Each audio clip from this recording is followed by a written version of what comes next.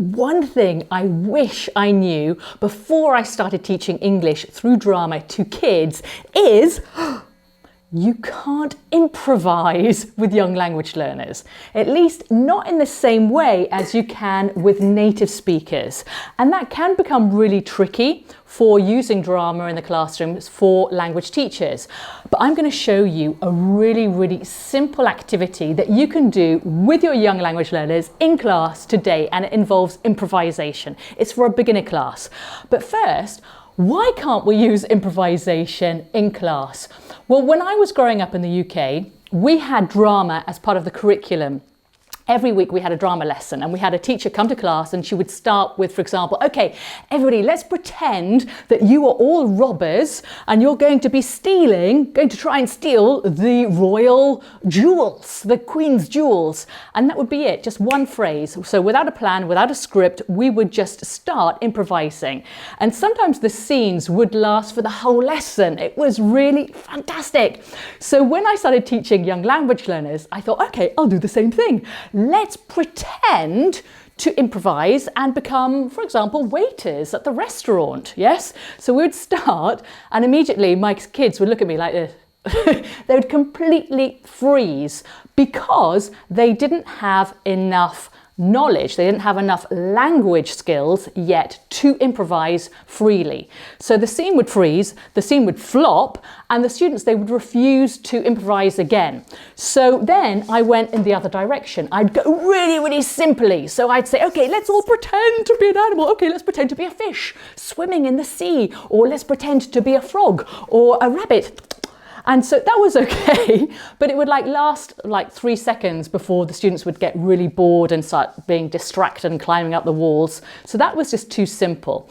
So I realized early on through trial and error that I had to change it. I could use drama in improvisation, but it couldn't be free improvisation. It had to be structured in a particular way and structured and guided. And I realized for me that meant 3 things. So in every activity that I did, it had to be 1, simple, but it didn't make the children feel really childish. 2, space for children to be creative and imaginative and active. And 3, exercises and activities that gave my students time and possibilities to practice the English language skills that they were learning in class. So here is an activity that I do with starter groups, and it's called Sleeping Tigers. And it's something that you can do in class straight away. You don't need any acting skills or anything in particular. All you need is an open space without any tables and chairs. So you're going to have your students, it's a listening comprehension activity, and you're going to guide your students with some instructions. So have an open space, no tables and chairs, have your students mingle around the room and find a space for themselves, and they're going to lie down on the floor. They're going to be a sleeping tiger. So sleeping tigers, just have them close their eyes and just breathe in and out a few times just to get them focused.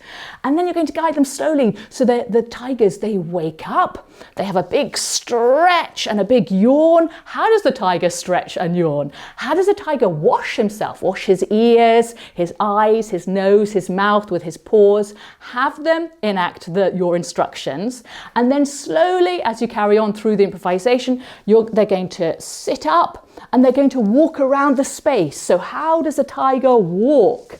How does a tiger walk around the space? And then, the tiger, he hears a noise, so he goes towards the sound. He finds some food. How does your tiger eat? So have your tigers eat, and then when they've finished eating, have them clean their mouths, and then when they've finished cleaning their mouths, have them walk around again, and then they're thirsty. So they go to a river, they find a river, and they drink some water. How does a tiger drink some water? Yes, not a glass of water, obviously.